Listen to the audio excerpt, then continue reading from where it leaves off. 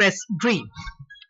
IMD predicts continuation of severe heat wave over parts of Uttar Pradesh, Gangetic West Bengal, Bihar and Jharkhand during the next 5 days. And in ICC Men's T20 World Cup in New York, USA were 48 for 3 in 11 overs against India.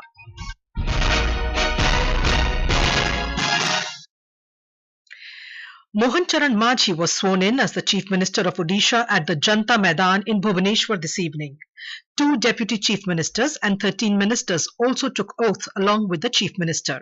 A report. Senior BJP leader and 4-time legislator Mohan Charan Majhi today took oath as Chief Minister of Odisha. Mr. Majhi, who started his political career as a Sarpanch in 1997, had a long political career of over 27 years in the state. The mega oath-taking ceremony took place at 5 this evening at Janata Maidan in Bhubaneswar. BJP leaders Kanak Vardhan Singh Deo and Prabhati Parida were also sworn in as Deputy Chief Ministers of Odisha. Suresh Pujari, Ravi Narayan Naik, Krishna Chandra Patra, Dr. Mukesh Mahaling also took oath as Cabinet Ministers in the Mohan Majhi-led government. Prime Minister Narendra Modi, many union ministers, several chief ministers of BJP-ruled states were present at the swearing-in ceremony. Ahead of his swearing-in ceremony, Mr. Majhi had said, protecting the state's pride would be the top priority of his government. Prakash Das, Akashvani News, Bhubaneswar. Earlier in the day, Telugu Desam Party chief Nara Chandrababu Naidu was sworn in as the Chief Minister of Andhra Pradesh at Kesarapalli in Krishna district. 24 newly elected members, including 3 from the Janasena Party and 1 from the Bharatiya Janata Party, were also sworn in the Council of Ministers. We have this report. In a grand ceremony today, Telugu Desam Party National President Nara Chandrababu Naidu was sworn in as Chief Minister of Andhra Pradesh in the presence of Prime Minister Narendra Modi. This is Mr. Naidu's second term as Chief Minister post-bifurcation in 2014. Following the ceremony, Chief Minister held a meeting with the newly appointed ministers at his residence in Undavalli. Portfolios might be assigned to the newly sworn-in ministers tomorrow. It is expected that Mr. Naidu will take charge as Chief Minister in State Secretariat at Amaravati tomorrow evening. Sai Sishla for Akashvani News, Vijayawada. Prime Minister Narendra Modi has congratulated Mr. Majhi and Mr. Naidu on taking office as Chief Minister. The first session of the 18th Lok Sabha will be convened from the 24th of this month. During the session, oath and affirmation of newly elected members and election of Lok Sabha Speaker will take place. President Draupadi Murmu's address to the joint sitting of the Lok Sabha and the Rajya Sabha and discussion on her address will also be held in this session. The session of Rajya Sabha will commence on the 27th of this month. The Parliament session will conclude on the 3rd of next month. Prime Minister Narendra Modi will embark on a visit to Apulia, Italy tomorrow to participate in the G7 summit to be held on the 14th of this month. Briefing media in New Delhi this afternoon, Foreign Secretary Vinay Quatra said that this will be the Prime Minister's first overseas travel after assuming office in his 3rd consecutive term. This will be Prime Minister's first overseas travel after assuming office in his 3rd consecutive term. It will also afford him an opportunity to engage with other world leaders present at the G7 summit on issues of importance to India as also to the global south. This will be India's 11th participation in the G7 summit and Prime Minister Narendra Modi's 5th consecutive participation in the summit. On 14th June, the Prime Minister will participate in the outreach session. Replying to a query, the Foreign Secretary said India will participate in the Ukraine Peace Summit, which is to be held in Switzerland at an appropriate level. Union Agriculture Minister Shivraj Singh Chauhan today discussed the 100-day agricultural action plan in detail with senior officials of the ministry. Mr. Chauhan told the officials that they should focus on farmer-oriented projects so that work can be done speedily. The Agriculture Minister gave directions to take strong steps to strengthen the country's agriculture sector. He stressed that the availability of quality fertilizers, seeds and other inputs to farmers should be ensured on priority basis. Union Minister Prahlad Joshi today held the first meeting with officials of the Department of Food and Public Distribution at his office in New Delhi, along with Ministers of State B.L. Verma and Nimuben Bhambania. During the meeting, Mr. Joshi discussed crucial strategies and initiatives to strengthen the food distribution system, reaffirming the commitment to ensuring food security for all Indians. The National Human Rights Commission (NHRC) has issued an advisory to the state to the centre, state governments and union territory administrations to ensure widows' welfare and protection of their human rights. The Commission has advised to ensure that the benefits of welfare schemes for widows reach them through a single window system. The Commission said the collector and district magistrate should be made accountable for the implementation of various welfare schemes regarding food, shelter, dignity and the protection of property. In Jammu and Kashmir, another terrorist was killed today in an ongoing operation in the Saida Sohal village in Hiranagar sector of Kathua district. Akashvani Jammu correspondent reports that one terrorist was killed earlier during the operation, which was launched last night. One CRPF Jawan also lost life in the operation. Searches were underway in the area. Amid the water crisis in the national capital, the Delhi government has decided to deploy additional district magistrate and sub-divisional magistrate level officers in each zone to act as quick response team to provide water tankers and resolution of water-related complaints. In a related development, the Supreme Court today rebuked the Delhi government over the prevalence of the tanker mafia and water wastage in the national capital. The Supreme Court asked about the measures that have been taken against them. Meanwhile, Haryana's Minister of State for Irrigation and Water Resources, Dr. Abhay Singh Yadav, said that Haryana is giving sufficient quantity of water to Delhi.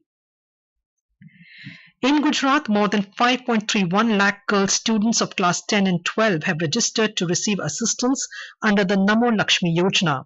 Briefing media today, spokesperson Minister Rishikesh Patel said the Namo Lakshmi Yojana will be implemented from the new academic session to provide financial assistance to girl students studying in secondary and higher secondary.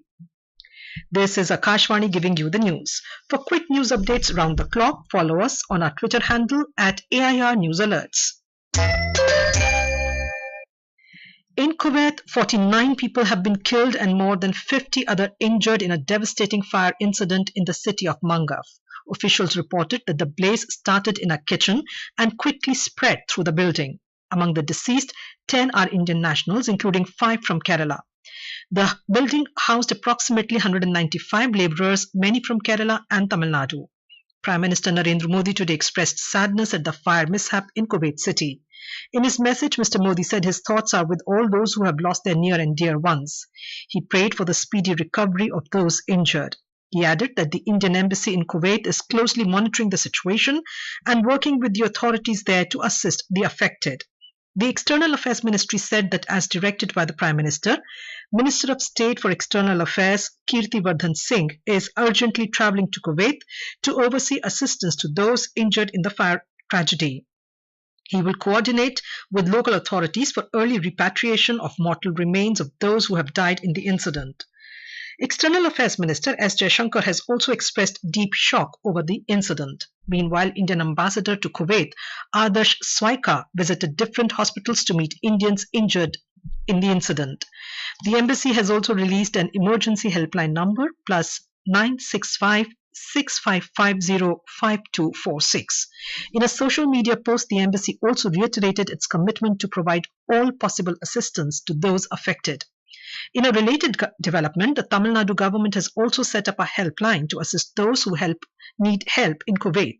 The phone numbers are +91 800 309 3793 and +91 80 6900 9900.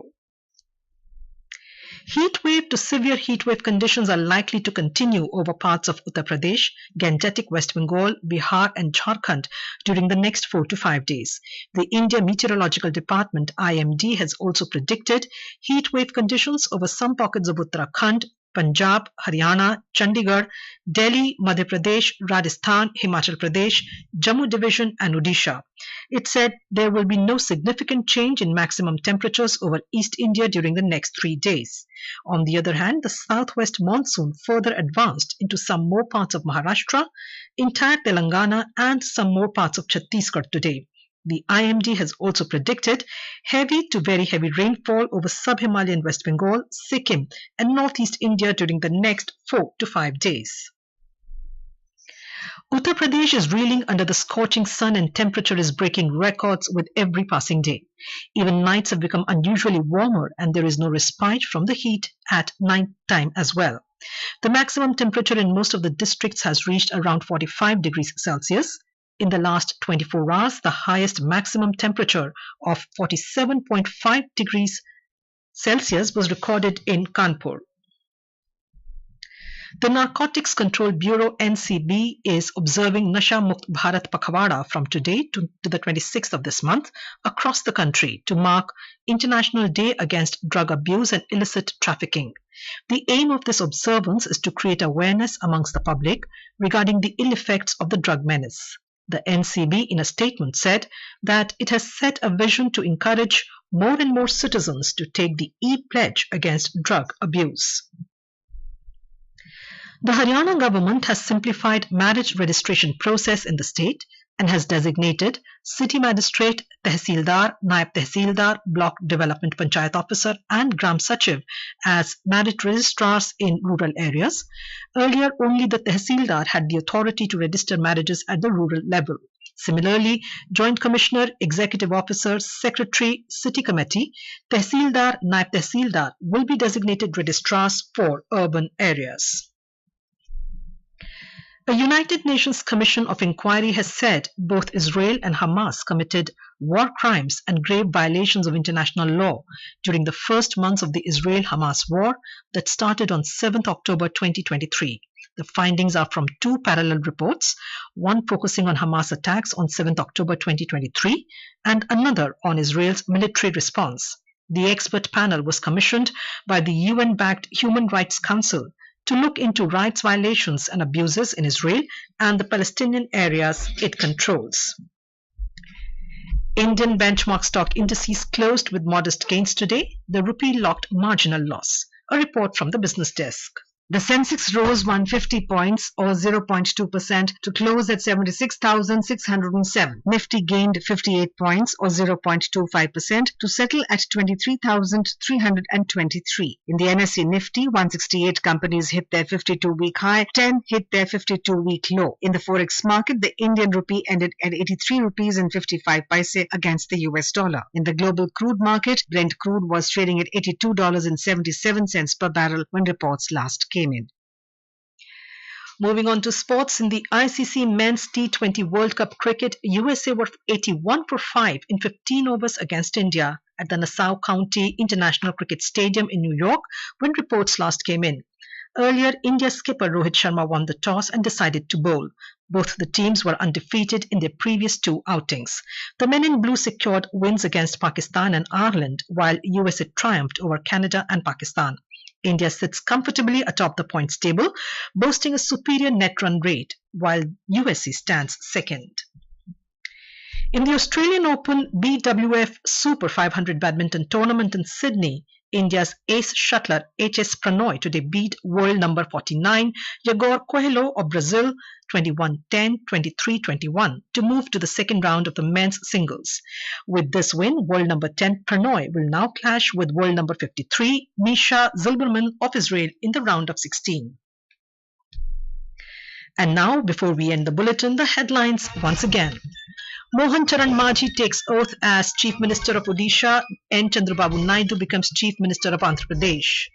Prime Minister Narendra Modi to embark on a visit to Italy tomorrow to participate in G7 summit. 49 people killed in a fire incident in Kuwait. Prime Minister and External Affairs Minister express grief. IMD predicts continuation of severe heat wave over parts of Uttar Pradesh, Gangetic West Bengal, Bihar and Jharkhand during next 5 days. And in ICC Men's T20 World Cup, in New York, USA were 81 for 5 in 15 overs against India. That is all in the news at 9. Good night.